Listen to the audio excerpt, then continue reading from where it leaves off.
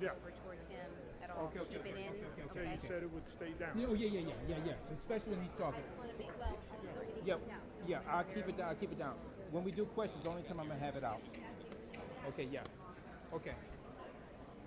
Thank you very much.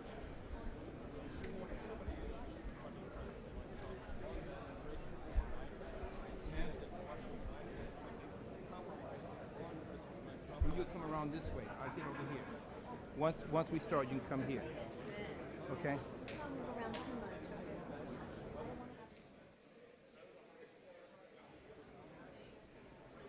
I'll lean back. I'll lean back like this, okay? You can do me a favor. Oh, that's okay. Yeah, I need to pour this a little bit. Easy now. Yeah. I'm not gonna go, not now. Yeah.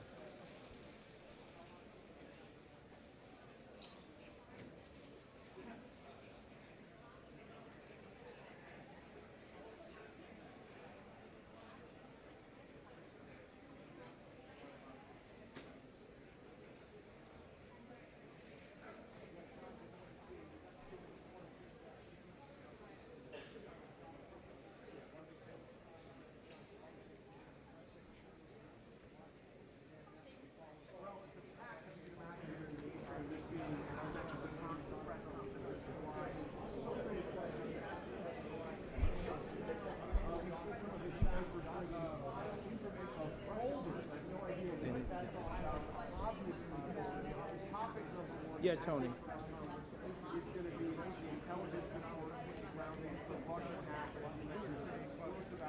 Yeah, and I'm working on it here. If you have somebody there that can come down and assist, tell them they need to give me some space here. I'm inside a rope because they wouldn't let me work outside the rope. No, but it's not it's not major. I got you. Copacetic.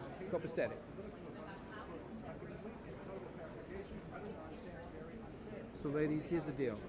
There is no mic that's gonna be passed around. I'm gonna have to work. So We'll just, work with I'm you. just moving back and forth. You guys are gonna have to clear to the side or whatever.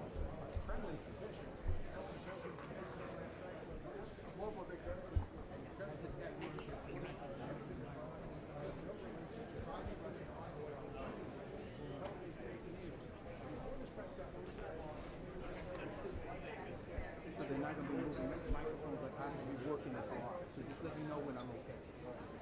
I'm working this boom for the whole thing. When the questions come up. Okay, yeah, just go. Yeah, I just want to point it out. Okay, I'm reporting this to 30 Rock. There will not be a microphone moving around amongst the audience. I am it on the boom mic. So ride me. I'm going to give you a good level here at Trump Tower, but you'll have to ride me in 30 Rock. Thank you.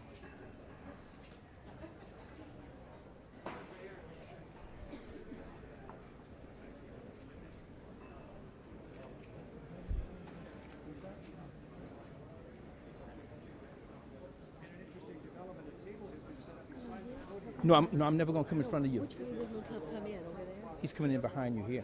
You better, I'll lean back like this. I don't want that. Okay.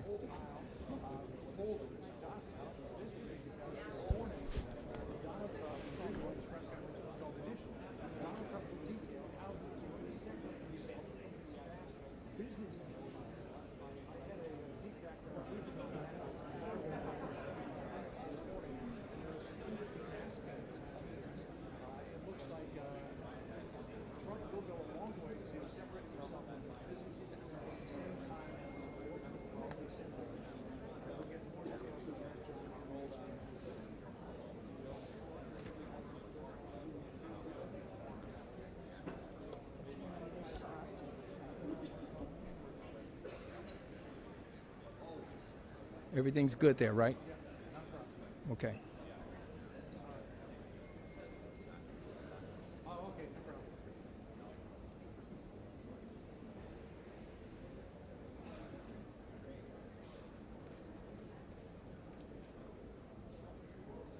Yes, I'm here, but I'm not standing up, so if you need me, let me know, because it's tight quarters here. Yes, sure, hear me.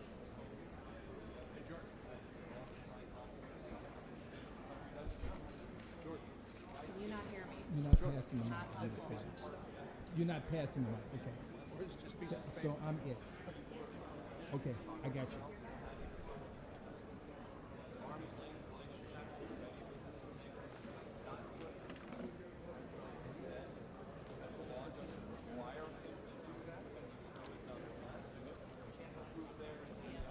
168 days, I think 65 days since Election Day. This is one of the longest, in fact, the longest a president-elect has ever gone past Election Day without giving a press conference.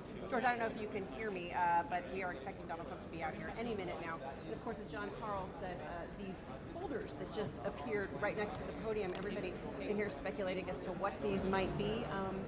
He said he wasn't going to release his tax returns until the audit was complete. We're all scratching our heads as to what could be inside so many folders right here.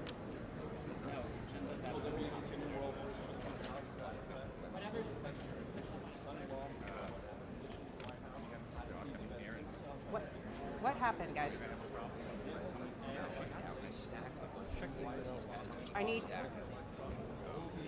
What? What? What is that? I don't know what that means. They never tracked my microphone. That's an audio guide. We did 6 audio tests before. Brandon said this is the audio guide. I mean, what's the point though, Drew? You guys are asking me if you can hear me, and I'm responding, but I gotta have you guys respond back to me.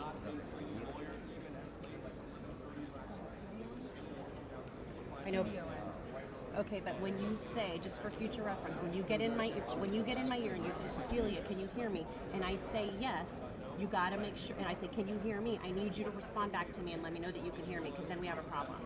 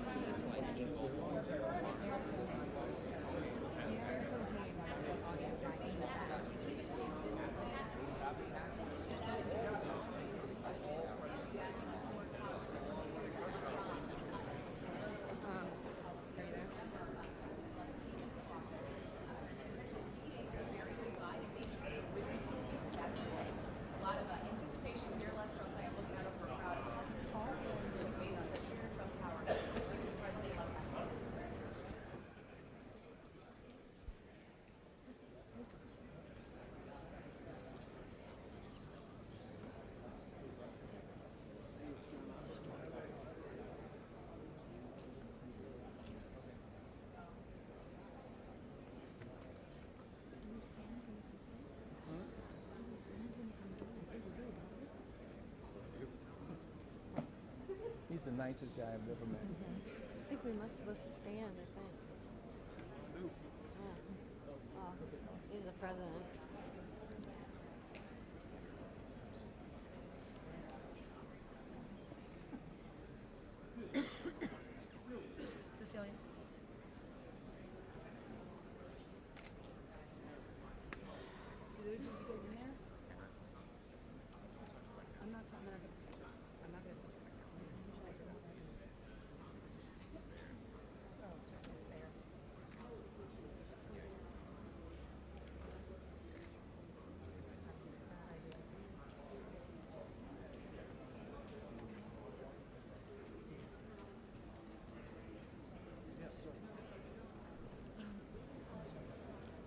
get him coming out. Yeah, I'm gonna lean back like this. Lean this way. Lean that way? Okay.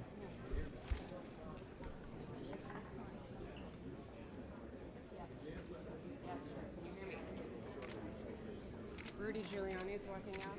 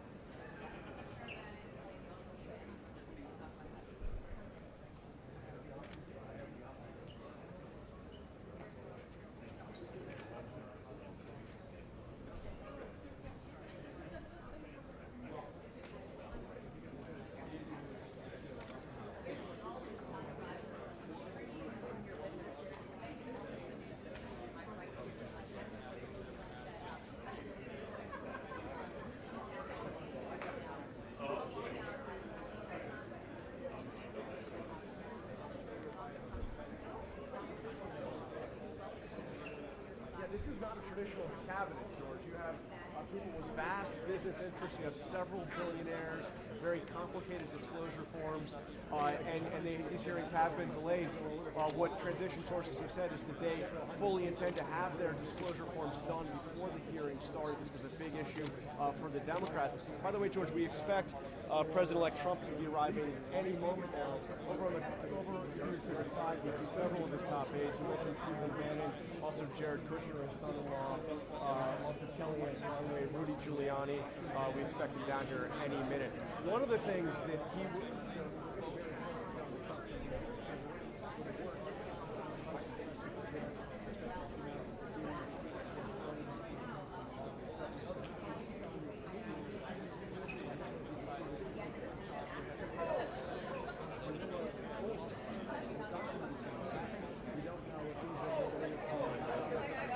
and they all have offices right outside the Oval Office. You have a real collection, and I'm told here he is. The elevator has opened. I can see President Trump, and there's Vice President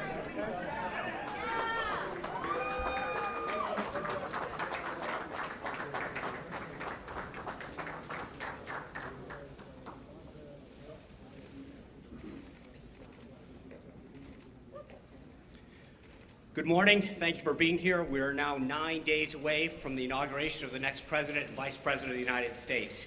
It's an opportunity to be here today to allow the President-elect to take your questions. After the President-elect makes some remarks, he will introduce Ms. Sherry Dillon, a prominent attorney in Washington, D.C. with the prestigious firm of Morgan Lewis, who structured the agreements pursuant to the President's business arrangement, and she will give brief remarks. Before we start, I want to bring your attention to a few points on the report that was published in BuzzFeed last night. It's frankly outrageous and highly irresponsible for a left-wing blog that was openly hostile to the President-elect's campaign to drop highly salacious and flat-out false information on the internet just days before he takes the oath of office. According to BuzzFeed's own editor, there are some serious reasons to doubt the allegations in the report. The executive editor of the New York Times also dismissed the report by saying it was, quote, totally unsubstantiated, echoing the concerns that many other reporters expressed on the internet. The fact that BuzzFeed and CNN made the decision to run with this unsubstantiated claim is a sad and pathetic attempt to get clicks. The report is not an intelligence report, plain and simple. One issue that the report talked about was the relationship of three individuals associated with the campaign. These three individuals, Paul Manafort, Michael Cohen, and Carter Page. Carter Page is an individual who the president-elect does not know and was put on notice months ago by the campaign. Paul Manafort has adamantly denied any of this involvement, and Michael Cohen, who is said to have visited Prague in August and September, did not leave or enter the United States during this time. We asked him to produce his passport to confirm his whereabouts and the dates in question, and there was no doubt that he was not in Prague. In fact, Mr. Cohen has never been in Prague. A new report actually suggests that Michael Cohen was at the University of Southern California with his son at a baseball game. One report now suggests that apparently it's another Michael Cohen. For all the talk lately about fake news, this political witch hunt by some in the media is based on some of the most flimsy reporting and is frankly shameful and disgraceful. With that, it is my honor to introduce the next Vice President of the United States, Mike Pence.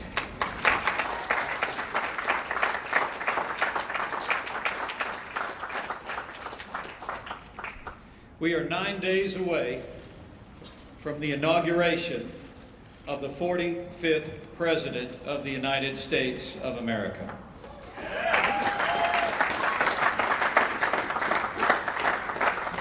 I'm profoundly honored and humbled that I will take the oath of office to serve as Vice President of the United States 9 days from today, but I'm even more honored to stand shoulder to shoulder with a new president who will make America great again.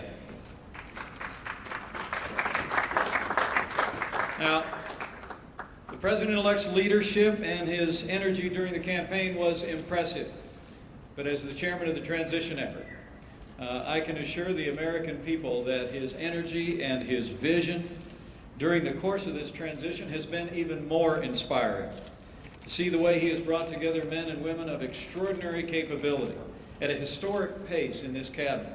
19 of the 21 cabinet officials have been announced, 9 committee hearings already scheduled, 7 more soon to go on the books in the next several days, and it is a compilation of men and women with an unprecedented caliber of leadership and background to help this administration move our nation forward.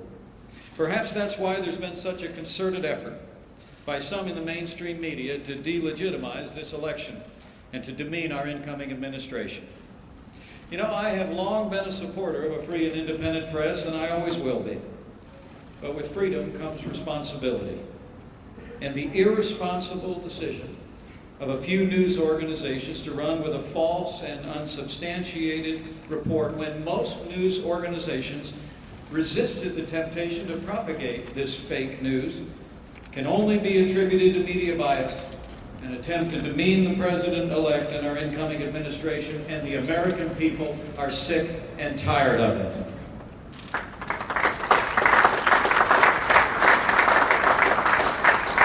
But today, we'll get back to real news, to real facts, and the real progress our incoming president has already made in reviving the American economy and assembling a team that will make America great again. And we'll hear from the president-elect about issues that are of paramount importance to the American people today. So it is my honor to introduce to all of you my friend and the President-elect of the United States of America, Donald Trump.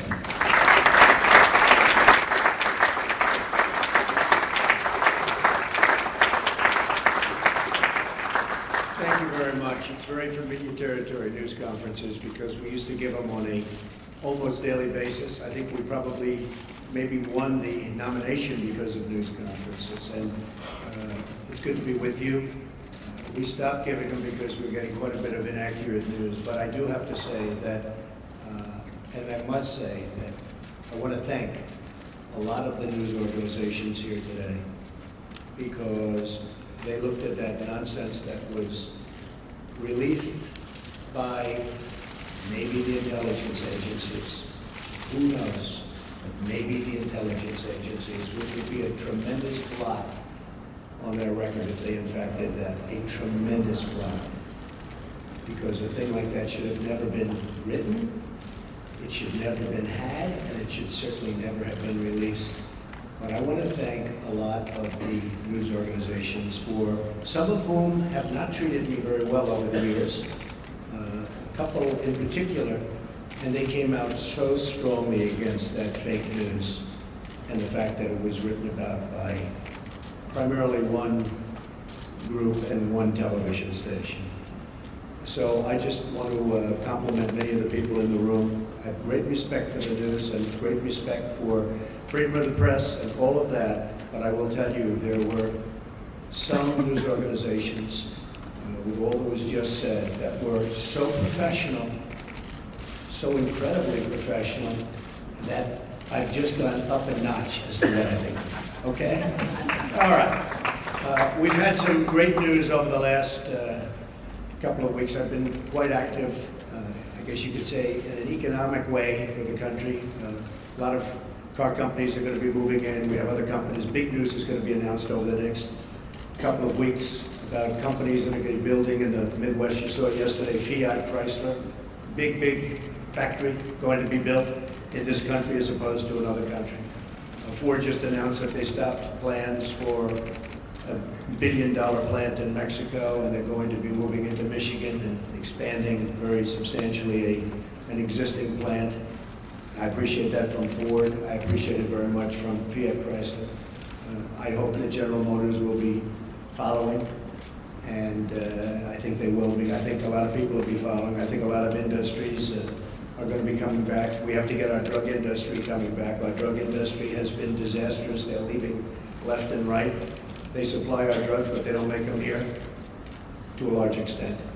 And the other thing we have to do is create new bidding procedures for the drug industry, because they're getting away with murder. And pharma has a lot of lobbies, a lot of lobbyists, and a lot of power. And there's very little bidding on drugs. We're the largest buyer of drugs in the world, and yet we don't bid properly, and we're going to start bidding, and we're going to save billions of dollars over a period of time. And we're going to do that with a lot of other industries. I'm very much involved with the generals and admirals on the airplane, the F-35. You've been reading about it. And it's way behind schedule and many billions of dollars over budget. I don't like that. And the admirals have been fantastic. The generals have been fantastic. I've really gotten to know them well. And we're going to do some big things on the F-35 program and perhaps the F-18 program. And we're going to get those costs way down, and we're going to get the plane to be even better, and we're going to have some competition, and it's going to be a beautiful thing. So we've been very much involved, and other things. We had Jack Ma, we had so many incredible people coming here. Mr. Arnaud, they're going to do tremendous things in this country. And they're very excited. And I will say, if the election didn't turn out the way it turned out, they would not be here, they would not be in my office, they would not be in anybody else's office. They'd be building and doing things in other countries. So there's a great spirit going on right now, a spirit that many people have told me they've never seen before, ever. We're going to create jobs. I said that I will be the greatest jobs producer that God ever created, and I mean that. I'm going to work very hard on that. We need certain amounts of other things, including a little bit of luck, but I think we're going to do a real job, and I'm very proud of what we've done, and we haven't even gotten there yet. I look very much forward to the inauguration. It's going to be a beautiful event. We have great talent, tremendous talent, and we have all of the bands, or most of the bands, from the different segments of the military. And I've heard some of these bands over the years. They're incredible. We're going to have a very elegant day. The 20th is going to be something that will be very special, very beautiful. And I think we're going to have massive crowds because we have a movement. It's a movement like the world has never seen before. It's a movement that a lot of people didn't expect. And even the polls, although some of them did get it right, but many of them didn't. That was a beautiful scene on November 8th. As those states started to pour in. And we focused very hard on those states, and they really reciprocated. And those states are going to have a lot of jobs, and they're going to have a lot of security. They're going to have a lot of good news for their veterans. And by the way, speaking of veterans, I appointed today the head secretary of the Veterans Administration, David Shulkin, and we'll do a news release in a little while. I'll tell you about David. He's fantastic. He's fantastic. He will do a truly great job. One of the commitments I've made is that we're going to straighten out the whole situation for our veterans. Our veterans have been treated horribly. They're waiting in line for 15, 16, 17 days. Cases where they go in and they have a minor early stage form of cancer and they can't see a doctor. By the time they get to the doctor, they're terminal. It's not going to happen. It's not going to happen. So David is going to do a fantastic job. We're going to be talking to a few people also to help David. And we have some of the great hospitals of the world going to align themselves with us on the Veterans Administration, like the Cleveland Clinic, like the Mayo Clinic, a few more that we have. And we're going to set up a group. These are hospitals that have been the top of the line, the absolute top of the line. And they're going to get together with their great doctors. Dr. Toby Cosgrove, as you know, from the Cleveland Clinic, has been very involved. Ike Perlmutter has been very, very involved, one of the great men of business. And we're going to straighten out the VA for our veterans. I've been promising that for a long time. And something I feel very, very strongly. So you'll get the information on David, and I think you'll be very impressed with the job he does. We looked long and hard. We interviewed at least 100 people. Some good, some not so good, but we had a lot of talent. And we think this election will be something that will, with time, straighten it out, and straighten it out for good, because our veterans have been treated very unfairly. Okay. Questions? Yes, John? Mr. President-elect, thank you so much. Thank you. Appreciate it. A couple of aspects of the intelligence briefing that you received on Friday that we're looking for further clarification on. Sure. First of all, did the heads of the intelligence agencies provide you with a two-page summary of these unsubstantiated allegations? And secondly to that, on the broader picture, do you accept their opinion that Vladimir Putin ordered the hack of the DNC and the attempted hack of the RNC? And if you do, how will that color your attempts to build a relationship with a leader who has been accused of committing an act of espionage against the United States? These meetings, as you know, are confidential, classified, so I'm not allowed to talk about what went on in the meeting. But we had many witnesses in that meeting, many of them with us. And I will say again, I think it's a disgrace that information would be let out. I saw the information, I read the information outside of that meeting. It's all fake news, it's phony stuff. It didn't happen. And it was gotten by opponents of ours, as you know, because you reported it, and so did many of the other people. It was a group of opponents that got together, sick people, and they put that crap together. So I will tell you that not within the meeting, but outside of the meeting, somebody released it. It should never have been, number one, shouldn't have even entered paper, but it should never have been released. But I read what was released, and I think it's a disgrace. I think it's an absolute disgrace. As far as hacking, I think it was Russian, but I think we also get hacked by other countries and other people. And I can say that, you know, when we lost 22 million names and everything else that was hacked recently, they didn't make a big deal out of that. That was something that was extraordinary. That was probably China. We have much hacking going on. Mm-hmm. One of the things we're going to do, we have some of the greatest computer minds anywhere in the world that we've assembled. You saw just a sample of it 2 weeks ago up here, where we had the 6 top people in the world that were never in the same room together as a group. And we're going to put those minds together, and we're going to form a defense. And I have to say this also. The Democratic National Committee was totally open to be hacked. They did a very poor job. They could have had hacking defense, which we had.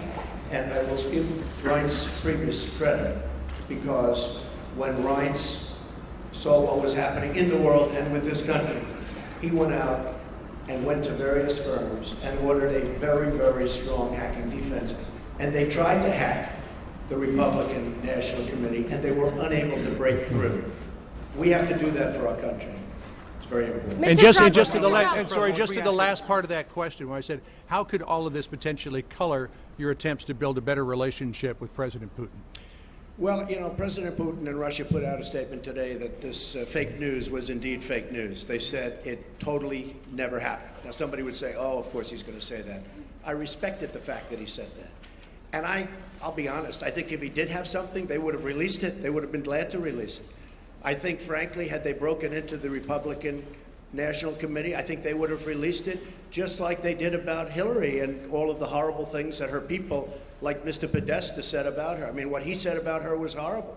If somebody said about me what Podesta said about Hillary, I was the boss, I would have fired him immediately, or that person, because what he said about her was horrible. But remember this, we talk about the hacking. Hacking's bad, and it shouldn't be done. But look at the things that were hacked. Look at what was learned from that hacking. That Hillary Clinton got the questions to the debate and didn't report it? That's a horrible thing. That's a horrible thing. Can you imagine that if Donald Trump got the questions to the debate, it would have been the biggest story in the history of stories. And they would have said, immediately you have to get out of the race. Nobody even talked about it. It's a very terrible thing. Yes, President-elect President-elect, can I ask you a question, President-elect sir? Thank you, Mr. President-elect. On that intelligence report, the second part of their conclusion was that Vladimir Putin ordered it because he aspired to help you in the election. Do you accept that part of the finding? And will you undo what President Obama did to punish the Russians for this, or will you keep it in place? If Putin likes Donald Trump, I consider that an asset, not a liability. Because we have a horrible relationship with Russia. Russia can help us fight ISIS, which, by the way, is number one tricky. I mean, if you look, this administration created ISIS by leaving at the wrong time. The void was created, ISIS was formed. If Putin likes Donald Trump, guess what, folks? That's called an asset, not a liability. Now, I don't know that I'm going to get along with Vladimir Putin. I hope I do, but there's a good chance I won't. And if I don't, do you honestly believe that Hillary would be tougher on Putin than me? Does anybody in this room really believe that? Give me a break. Okay. But President Obama's steps, will you keep Can you on make clear whether during your visits to either Moscow or St. Petersburg you engaged in conduct that you now regret, and that a reasonable would a reasonable observer say that you are potentially vulnerable to blackmail by Russia or by its intelligence agencies? Let me just tell you what I do. When I leave our country, I'm a very high-profile person, would you say? I am extremely careful. I'm surrounded by bodyguards. I'm surrounded by people.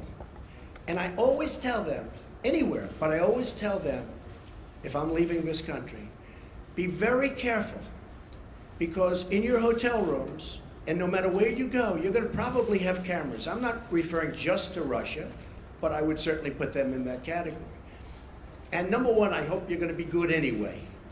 But in those rooms, you have cameras in the strangest places.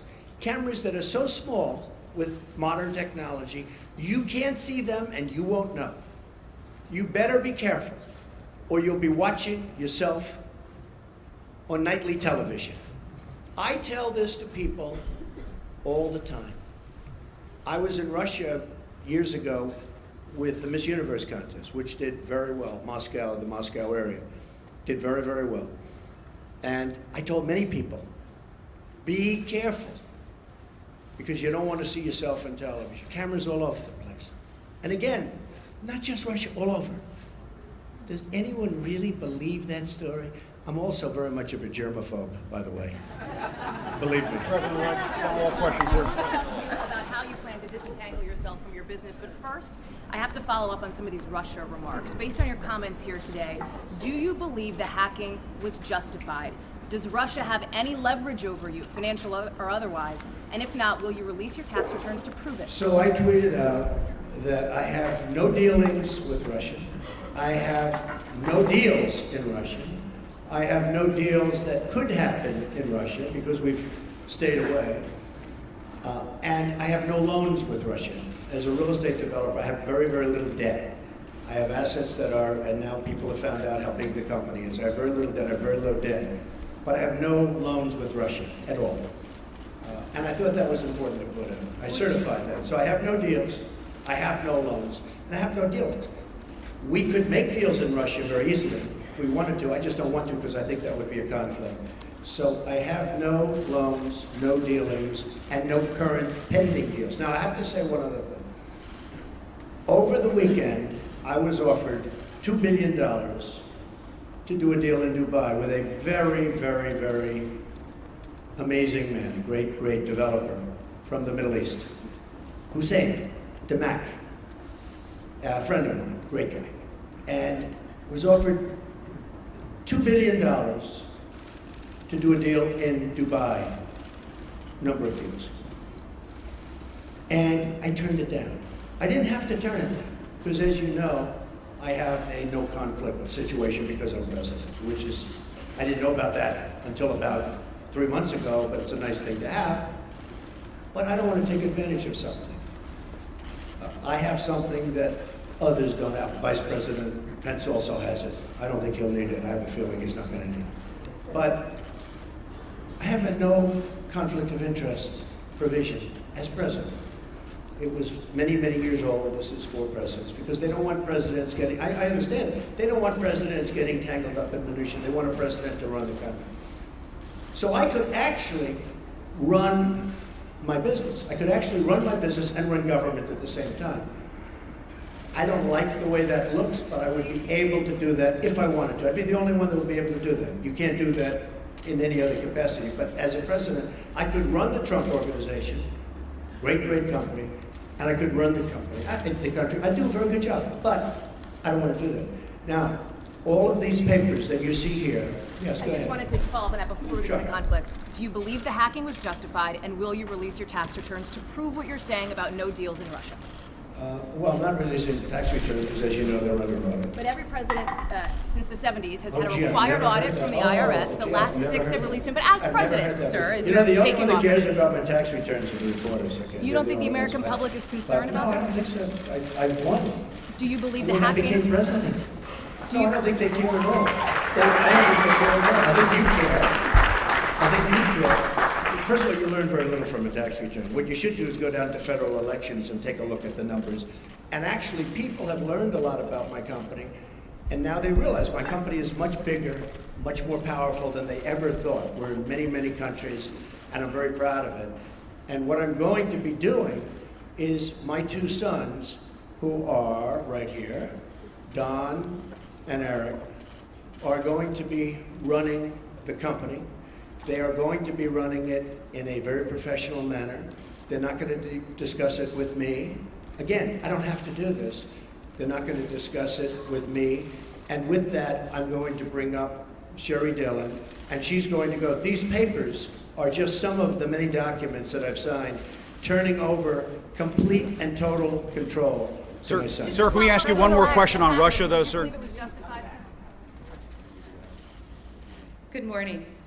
It's my honor and privilege to be here today at President-elect Trump's request. He's asked me, as you just heard, to speak about the conflicts of interest and the steps he's taking. As you know, the business empire built by President-elect Trump over the years is massive, not dissimilar to the fortunes of Nelson Rockefeller when he became vice president.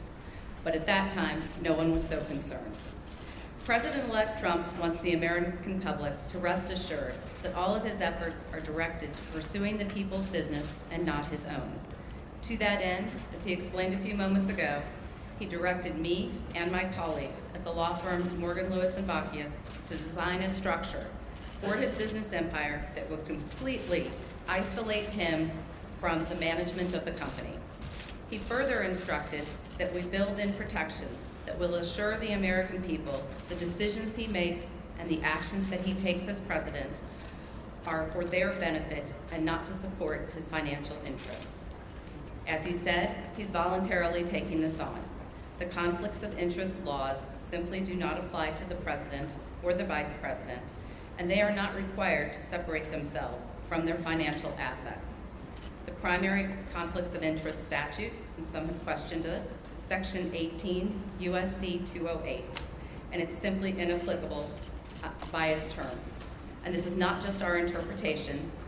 It's Congress itself who made this clear in 1989 when it amended Section 18 U.S.C. 202 to state that, except as otherwise provided, the terms office and employee in Section 208 shall not include the President. Even so, President-elect Trump wants there to be no doubt in the minds of the American public that he is completely isolating himself from his business interests. He instructed us to take all steps realistically possible to make it clear that he is not exploiting the office of the presidency for his personal benefit. He also sought the guidance of individuals who are familiar with and have worked extensively in the fields of government ethics and constitutional law. Critical to the Morgan Lewis team is Fred Fielding, standing here to our side and with us today. And many of you have known him. He has served several presidents over the years, including serving as counsel to Presidents Ronald Reagan and George W. Bush, as well as serving on President George H.W. Bush's Commission on Federal Ethics Law Reform, and he also held the position of Vice Chair of the Ethics Resource Center. Mr. Fielding has been extensively involved with and approved this plan. He's here today to support the plan, and he will continue to provide guidance as the plan is implemented and as Eric, Don, along with others, take over management of the Trump Organization. I'm going to detail some of the extraordinary steps now that the President-elect is taking. First, President-elect Trump's investments in business assets, commonly known as the Trump Organization, comprising hundreds of entities, which again, if you all go and take a look at his financial disclosure statement, the pages and pages and pages of entities have all been or will be conveyed to a trust prior to January 20th. Here is just some of the paperwork that's taking care of those actions. Second, through the trust agreement, he has relinquished leadership and management of the Trump Organization to his sons, Don and Eric, and a longtime Trump executive, Alan Weisselberg. Together, Don, Eric, and Alan will have the authority to manage the Trump Organization and will make decisions for the duration of the presidency without any involvement whatsoever by President-elect Trump. Further, at the President-elect's direction, the trust agreement provides to ensure the Trump Organization continues to operate in accordance with the highest and legal ethics standards, an ethics advisor will be appointed to the management team. The written approval of the ethics advisor will be required for new deals, actions, and transactions that could potentially raise ethics or conflicts of interest concerns. President-elect Trump, as well as Don, Eric, and Alan, are committed to ensuring that the activities of the Trump Organization are beyond reproach and cannot be perceived to be exploitive of the office of the presidency. President-elect Trump will resign from all officer and other positions he holds with the Trump Organization entities. Further, in addition, his daughter Ivanka will have no further involvement with or management authority whatsoever with the Trump Organization. As she and Jared move their family to D.C., Ivanka will be focused on settling her children into their new homes and their new schools. The President-elect has also already disposed of all of his investments in publicly traded or easily liquidated investments. As a result, the trust will have two types of assets. First, it will hold liquid assets, cash, cash equivalents, and treasuries, and perhaps some positions in a government-approved diversified portfolio, one that is consistent with the regulations from the Office of Government Ethics. Second, the trust is going to hold this pre-existing, illiquid, but very valuable business assets, the ones that everyone here is familiar with. Trump-owned, operated, and branded golf clubs, commercial rental property, resorts, hotels, rights to royalties from pre-existing licenses of Trump marks, productions, and goods. So things like Trump Tower, Mar-a-Lago, all of his other business assets, 40 Wall Street, will all be in the trust. Through instructions in the trust agreement, President-elect Trump first ordered that all pending deals be terminated. This impacted more than 30 deals, many of which were set to close by the end of 2016. As you can well imagine, that caused an immediate financial loss of millions of dollars, not just for President-elect Trump, but also for Don, Ivanka, and Eric. The trust agreement, as directed by President Trump, imposes severe restrictions on new deals. No new foreign deals will be made whatsoever. during the duration of President Trump's presidency. New domestic deals will be allowed, but they will go through a vigorous vetting process. The president-elect will have no role in deciding whether the Trump Organization engages in any new deal, and he will only know of a deal if he reads it in the paper or sees it on TV. Because any new deal could, and I emphasize could, be perceived as causing a conflict or as exploiting the office of the presidency, new deals must be vetted with the ethics advisor, whose role will be to analyze any potential transactions for conflicts and ethics issues. The ethics advisor will be a recognized expert in the field of government experts. Again, his role will be to scrutinize the new deals and the actions, and any new deal must receive written approval. To further reinforce the wall that we are building between President-elect Trump and the Trump Organization, President-elect Trump has ordered, through his trust agreement, to sharply limit his information rights.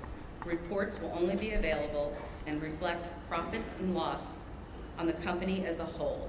There will be no separate business-by-business accounting.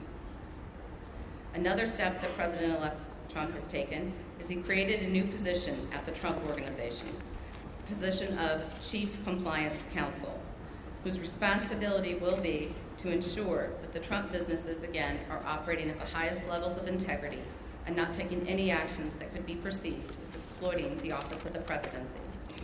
He has also directed that no communications of the Trump Organization, including social media accounts, will reference or be tied to President-elect Trump's role as President of the United States or the office of the presidency. In sum, all of these actions, complete relinquishment of management, no foreign deals, ethics advisor approval of deals, sharply limited information rights, will sever President-elect Trump's presidency from the Trump Organization. Some have asked questions. Why not divest?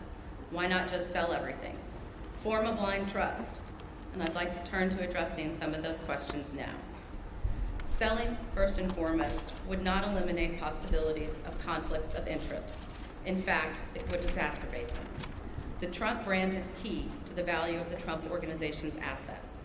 If President-elect Trump sold his brand, he would be entitled to royalties for the use of it, and this would result in the trust retaining an interest in the brand without the ability to assure that it does not exploit the office of the presidency. Further, whatever price was paid would be subject to criticism and scrutiny. Was it too high? Is there pay for play? Was it too much paid to curry favor with the president-elect? And selling his assets without the rights to the brand would greatly diminish the value of the assets and create a fire sale. President-elect Trump should not be expected to destroy the company he built. This plan offers a suitable alternative to address the concerns of the American people. And selling the entire Trump Organization isn't even feasible. Some people have suggested that the president-elect sell the business to his adult children. This would require massive third-party debt, sourced with multiple lenders whose motives and willingness to participate would be questioned and undoubtedly investigated. And if the president-elect were to finance the sale himself, he would retain the financial interest in the assets that he owns now. Some people have suggested that President-elect Trump could bundle the assets and turn the Trump Organization into a public company. Anyone who's ever gone through this extraordinarily cumbersome and complicated process knows that it is a non-starter. It is not realistic, and it would be inappropriate for the Trump Organization.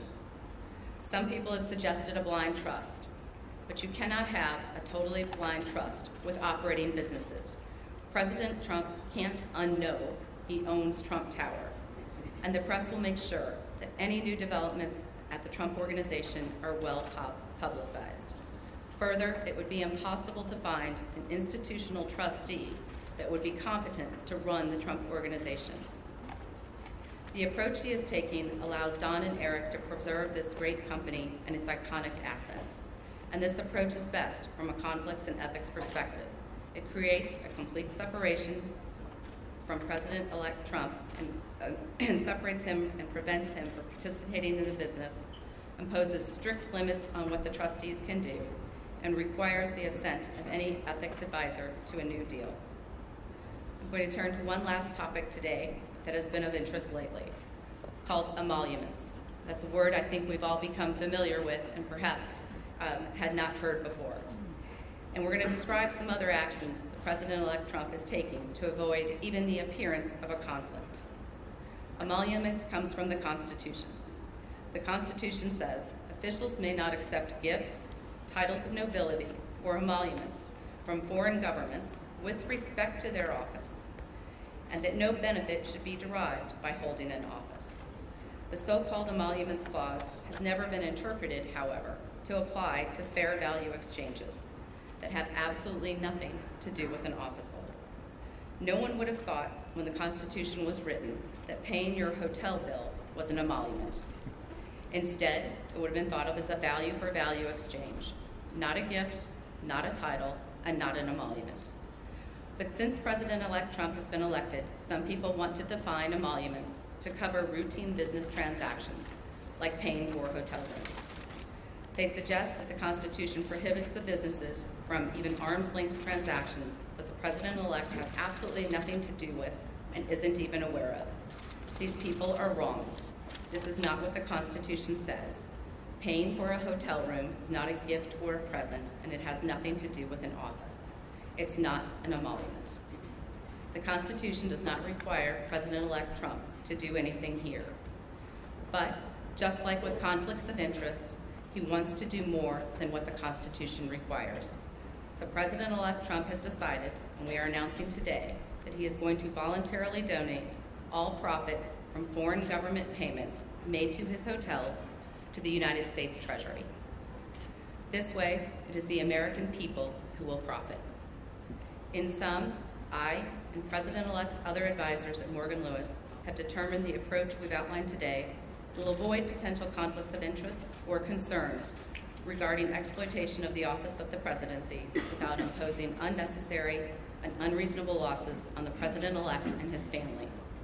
We believe this structure and these steps will serve to accomplish the President-elect's desire to be isolated from his business interests and give the American people confidence that his sole business and interest is in making America great again, bringing back jobs to this country, securing our borders, and rebuilding our infrastructure.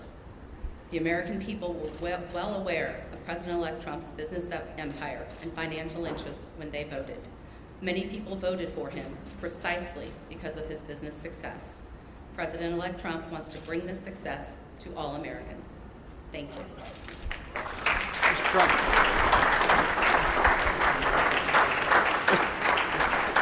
Mr. Trump, can we ask you? Mr. Trump, can we ask you some policy questions? Policy questions, sir. Trump, thank you, Mr. Trump. Trey Yanks with One American News. What is your response to your critics that say not only you, but also your cabinet is filled with conflicts of interest? And do you plan to set an example in the future to make sure that your cabinet and everyone throughout your administration? Good question. I really think that when you watch what's going on with what's happening in Hawaii, I was just watching as an example Rex Tillerson. I think it's brilliant what he's doing and what he's saying. I watched yesterday, as you know, our great senator who is going to be a great attorney general, and he was brilliant. And what people don't know is that he was a great prosecutor and attorney general in Alabama, and he was brilliant yesterday. So I really think that I think we have one of the great cabinets ever put together. And we've been hearing that from so many people. People are so happy. You know, in the case of Rex, he ran incredibly ExxonMobil. When there was a fine, he would get it. When they needed something, he would be there. A friend of mine who's very, very substantial in the oil business, Harold Hamm, big supporter, he said, there's nobody in the business like Rex Tillerson. And that's what we want. That's what I want to bring to government. I want to bring the greatest people into government because we're way behind. We don't make good deals anymore. I say it all the time in speeches. We don't make good deals anymore. We make bad deals. Our trade deals are a disaster. We have hundreds of billions of dollars of losses on a yearly basis. Hundreds of billions with China on trade and trade imbalance, with Japan, with Mexico, with just about everybody. We don't make good deals anymore. So we need people that are smart. We need people that are successful. And they got successful because, generally speaking, they're smart. And that's what I put. I'm very proud of the cabinet. I think they're doing very well. It's very interesting how it's going, but I think they're doing very, very well. Mr. Saki, quick follow-up, sir, on Russia, sir. Thank you, Mr. President-elect. I wanted to ask a few questions on Obamacare. Yeah. Can you be specific on what guidance you're giving congressional Republicans on the timeline for repeal and replace, Sure. whether it needs to be simultaneous or a Finally, delay? Obamacare. I thought it was never going to be asked. I also wanted to ask you, though, if you have outlined a plan for what you want the replace package to look like. Would it guarantee coverage for those who have gotten health insurance through the current Obamacare law? You're going to be very, very proud, as not only the media and reporters, you're going to be very proud of what we put forth having to do with health care. Obamacare is a complete and total disaster. They can say what they want. They can guide you any way they want to guide you. In some cases, they guide you incorrectly. In most cases, you realize what's happened. It's imploding as we sit. Some states have over 100% increase. And 17, and I said this 2 years ago, 17 is going to be the bad year. It's going to be catastrophic. Frankly, we could sit back, and it was a thought from a political standpoint, but it wouldn't be fair to the people. We could sit back and wait and watch and criticize. And we could be a Chuck Schumer and sit back and criticize it, and people would come, they would come, begging to us, please, we have to do something about Obamacare. We don't want to own it. We don't want to own it politically. They own it right now. So the easiest thing would be to let it implode in 17, and believe me, we'd get pretty much whatever we wanted, but it would take a long time. We're going to be submitting, as soon as our secretary is approved, almost simultaneously, shortly thereafter, a plan. It'll be repeal and replace. It will be essentially simultaneously. It will be various segments, you understand, but will most likely be on the same day or the same week, but probably the same day, could be the same hour. So we're going to do repeal and replace, very complicated stuff. And we're going to get a health bill passed. We're going to get health care taken care of in this country. You have deductibles that are so high that after people go broke paying their premiums, which are going through the roof, the health care can't even be used by them because the deductibles are so high. Obamacare is the Democrats' problem. We are going to take the problem off the shelves for them. We're doing them a tremendous service by doing it. We could sit back and let them hang with it. We are doing the Democrats a great service. So as soon as our secretary is approved and gets into the office, we'll be filing a plan.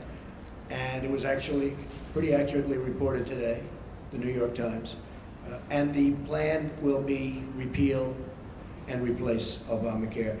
We're going to have a health care that is far less expensive and far better. Okay. Mr. President-elect, can we just ask you, sir. President-elect Trump. Mr. President, which one, Mr. President-elect? Well, I was going. Thank you. Go ahead, then CBS. Okay, President-elect Trump, John Steinberg from Cheddar. When you look at all the meetings that you've had with Carrier and SoftBank and Alibaba, do you conceive of making this a program, maybe sitting inside of Commerce? And then my follow-up question to that is, how soon will we see the program on capital repatriation and corporate tax cuts? Well, if I can save jobs, for instance, I was doing individual companies, and people said, well, that's only one company. Like, we did a good job with Carrier. And I want to thank United Technologies, which owns Carrier. But we saved close to 1,000 jobs. And they were gone. And Mike Pence and his staff really helped us a lot.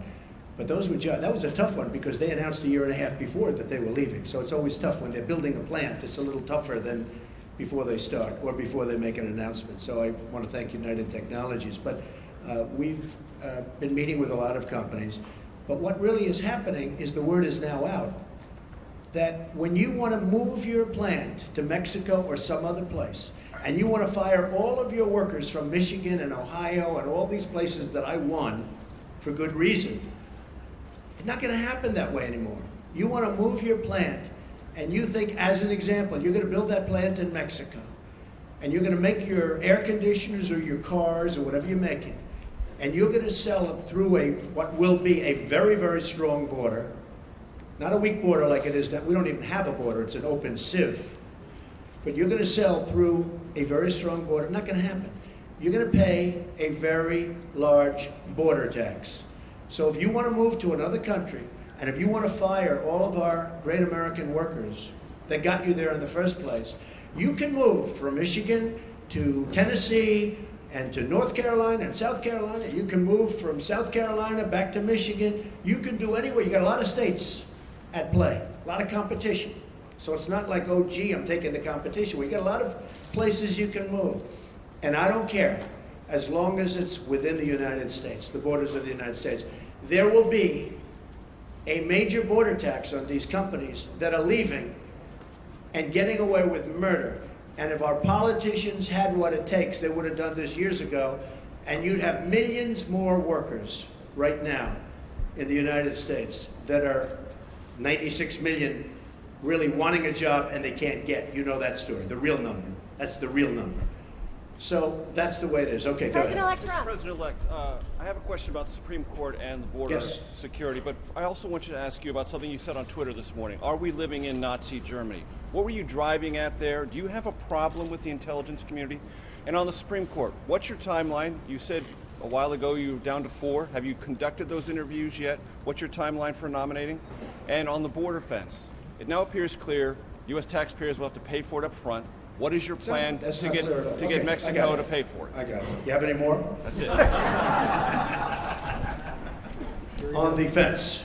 It's not a fence, it's a wall. You just misreported it. We're going to build a wall. I could wait about a year and a half until we finish our negotiations with Mexico, which will start immediately after we get to office, but I don't want to wait. Mike Pence is leading an effort to get final approvals through various agencies and through Congress for the wall to begin. I don't feel like waiting a year or a year and a half. We're going to start building. Mexico, in some form, and there are many different forms, will reimburse us, and they will reimburse us for the cost of the wall. That will happen. Whether it's a tax or whether it's a payment, probably less likely that it's a payment, but it will happen. So remember this, okay? I would say we are going to build a wall, and people would go crazy. I would then say, who's going to pay for the wall? And people would all scream out, 25, 30,000 people, because nobody's ever had crowds like Trump has had. You know that. You don't like to report that, but that's okay. Okay, now he agrees. Finally, he agrees. But I say, who's going to pay for the wall? And they will scream out, Mexico. Now, reports went out last week, oh, Mexico's not going to pay for the wall because of a reimbursement. What's the difference? I want to get the wall started. I don't want to wait a year and a half until I make my deal with Mexico. So, and we probably will have a deal sooner than that. And by the way, Mexico has been so nice, so nice. I respect the government of Mexico. I respect the people of Mexico. I love the people of Mexico. I have many people from Mexico working for me. They're phenomenal people. The government of Mexico is terrific. I don't blame them for what's happened. I don't blame them for taking advantage of the United States. I wish our politicians were so smart. Mexico has taken advantage of the United States. I don't blame the representatives and various presidents, etc., of Mexico. What I say is we shouldn't have allowed that to happen. It's not going to happen anymore. So in order to get the wall started, Mexico will pay for the wall, but it'll be reimbursed. Okay? Supreme Court judge. So, as you know, I have a list of 20. I've gone through them. We've met with numerous candidates. They're outstanding in every case. They were largely recommended and highly recommended by Federalist Society. Jim DeMint was also very much involved in his group, which is fantastic, and he's a fantastic guy. So between Leo and Jim DeMint and some senators and some Congress people, we have a great group of people. I'll be making the decision on who we will put up for Justice of the United States Supreme Court, a replacement for the great, great Justice Scalia. That will be probably within 2 weeks of the 20th. So within about 2 weeks, probably the second week, I consider the first day, because we'll also be doing some pretty good signings. And I think what we'll do is we'll wait till Monday. That will be our really first business day, as opposed to doing it on Friday, because on Friday people are going to have a very good time at the inauguration. And then Saturday, as you know, we're having a big church service and lots of good things are happening. So our first day, and you'll all be invited to the signings, but we'll be doing some pretty good signings on Monday and Tuesday and Wednesday and Thursday and Friday, and then also the next week. And you're all invited. But on the Supreme Court, I'll be making that decision, and it'll be a decision which I very strongly believe in. I think it's one of the reasons I got elected. I think the people of this country did not want to see what was happening with the Supreme Court. So I think it was a very, very big decision as to why I was elected. Mr. President-elect, the tweet that you had this morning about are we living in Nazi Germany, what were you driving at there? What are you trying to tell the people? I think it was disgraceful that the intelligence agencies allowed any information that turned out to be so false and fake out. I think it's a disgrace. And I say that, and that's something that Nazi Germany would have done and did do. I think it's a disgrace. That information that was false and fake and never happened got released to the public. As far as BuzzFeed, which is a failing pile of garbage, writing it, I think they're going to suffer the consequences. They already are. And as far as CNN going out of their way to build it up, and by the way, we just found out I was coming down. Michael Cohen, Michael Cohen is a very talented lawyer, he's a good lawyer in my firm. It was just reported that it wasn't this Michael Cohen they were talking about. So all night long, it's Michael Cohen. I said, I want to see your passport. He brings his passport to my office. I say, hey, wait a minute, he didn't leave the country. He wasn't out of the country. They had Michael Cohen of the Trump Organization was in Prague. It turned out to be a different Michael Cohen. Sure. It's a disgrace what took place. It's a disgrace. And I think they ought to apologize to start with Michael Cohen. Sir, since you're attacking us, can you give us a question? Mr. President-elect. Mr. President-elect, since you are attacking our news organization, can you give us a chance? You are attacking our news organization. Can you give us a chance to ask a question, sir? Go ahead. Sir, can you state, Mr. President-elect, can you state categorically, Mr. President-elect, can you give us a question? You're attacking us. Can you give us a question? Don't be rude. Can you give us a question? I'm not going to give you a question. Can you state categorically? You are fake news. Sir, go ahead. Can you state categorically that nobody... No, Mr. President-elect, that's not appropriate. Do you think President Obama went too far with the sanctions he put on Russia after the hacking? Do you think they're disproportionate? I don't say he went too far. And what will you roll them back? And what do you think of Lindsey Graham's plan to send you a bill for tougher ones? Plans to send me a bill for what? For tougher sanctions. I hadn't heard Lindsey Graham was going to do that. Lindsey Graham. I've been competing with him for a long time. He's going to crack that 1% barrier one day. I didn't realize Lindsey Graham's still at it. It's all right. I think Lindsey Graham's a nice guy, actually. I've heard that he's a nice guy, and I've been hearing it. Yeah, go ahead. Go ahead. You've been waiting. Go ahead. As far as we understand, the intelligence community... Stand up, please. Yeah, Ian Panel from BBC News. Ian Panel from BBC News. BBC News, that's another News. beauty. Yeah, thank you. Thank you. As far as we understand it, the intelligence community are still looking at these allegations. It's false news, as you describe it. If they come back with any kind of conclusion that any of it stands up, that any of it is true, will you consider your position? Or would you think... There's nothing they can come back with. Can you assure this decision to publish fake news and all the problems that we've seen throughout the media over the course of the election? What reforms do you recommend for this industry here? Well, I don't recommend reforms. I recommend people that have some moral compass. I've been hearing more and more about a thing called fake news, and they're talking about people that go and say all sorts of things. But I will tell you, some of the media outlets that I deal with are fake news, more so than anybody.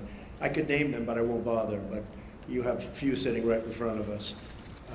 So they're very, very dishonest people. But I think it's just something we're going to have to live with. I guess the advantage I have is that I can speak back. When it happens to somebody that doesn't have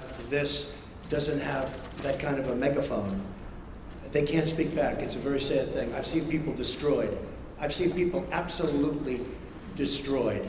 And I think it's very unfair. So all I can ask for is honest reporters. Yes. President-elect, I just want to follow up on the questions about the U.S. intelligence community and be very clear about what you're saying. Do you trust your U.S. intelligence officials? And what do you say to foreign policy experts who say you're actually weakening national security by waging this war of words against that community? Intelligence agencies are vital and very, very important. We are going to be putting in, as you know, Mr. Pompeo and others, you know the Senator, Dan Coates, we're going to be putting in some outstanding people. Within 90 days, they're going to be coming back to me with a major report on hacking. I want them to cover this situation. I also want them, however, to cover maybe most importantly, because we're hacked by everybody. You know, the United States, our government, out of a list of 17 in terms of industries, is the worst. It's number 17 in terms of protection.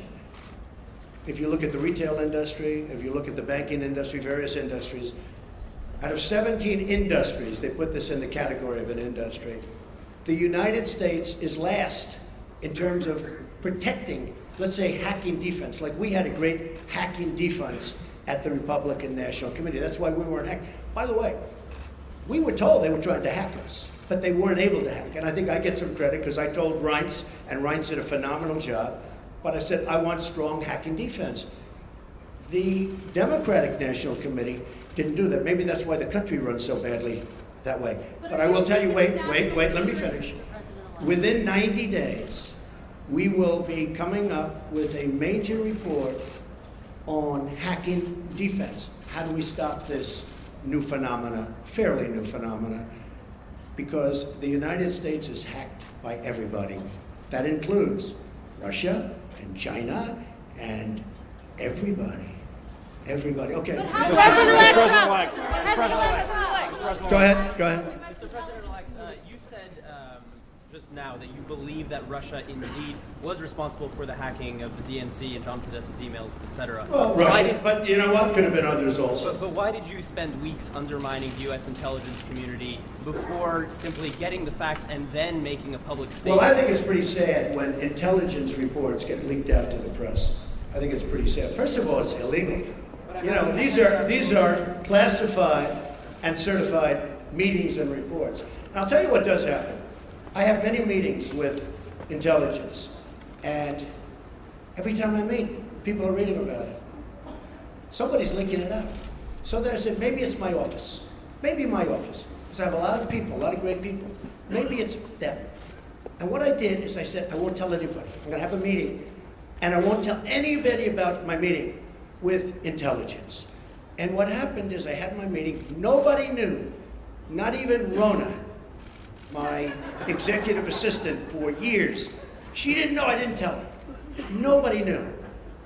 The meeting was had, the meeting was over, they left, and immediately the word got out that I had a meeting. So, I don't want that. I don't want that. It's very unfair to the country, it's very unfair to our country, what's happened. That report should have never, first of all, it shouldn't have been printed because it's not worth the paper it's written on. And I thank the New York Times for saying that. I thank a lot of different people for saying that. But I will tell you, that should never, ever happen. But okay. do you trust President-elect? Thank you, Mr. President-elect. Can you stand here today, once and for all, and say that no one connected to you or your campaign had any contact with Russia leading up to or during the presidential campaign? And if you indeed do believe that Russia was behind the hacking, what is your message to Vladimir Putin right now? He shouldn't be doing it. He won't be doing it. Russia will have much greater respect for our country when I'm leading it than when other people have led it. You will see that. Russia will respect our country more. He shouldn't have done it. I don't believe he'll be doing it more. Now, we have to work something out, but it's not just Russia. Take a look at what's happened. You don't report it the same way. 22 million accounts were hacked in this country by China. And that's because we have no defense. That's because we're run by people that don't know what they're doing. Russia will have far greater respect for our country when I'm leading it. And I believe, and I hope, maybe it won't happen, it's possible, but I won't be given a little reset button like Hillary. Here, press this piece of plastic. Guy looked at her like, what is she doing? There's no reset button. We're either going to get along or we're not. I hope we get along, but if we don't, that's possible too. But Russia and other countries, including China, which has taken total advantage of us economically, totally advantage of us in the South China Sea by building their massive fortress. Total.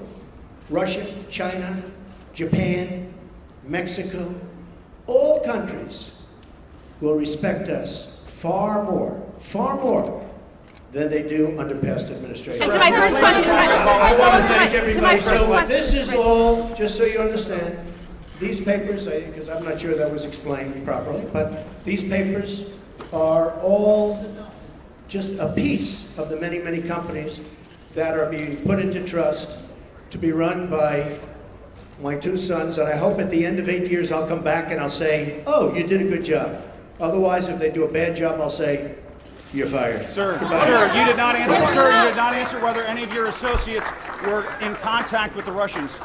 Sir, you did not answer whether any of your associates were in contact with the Russians. Can you categorically deny that did not happen, sir? Can you categorically deny that did not happen, sir? Sanctions on Russia.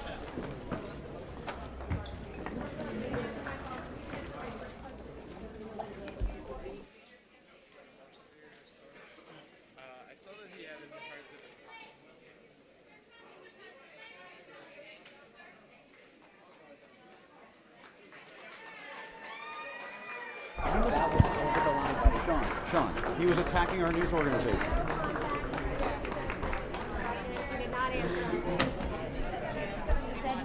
Okay. Where do I go? Right here? I don't think I can get back. That call's coming up. Don't worry about everything, man.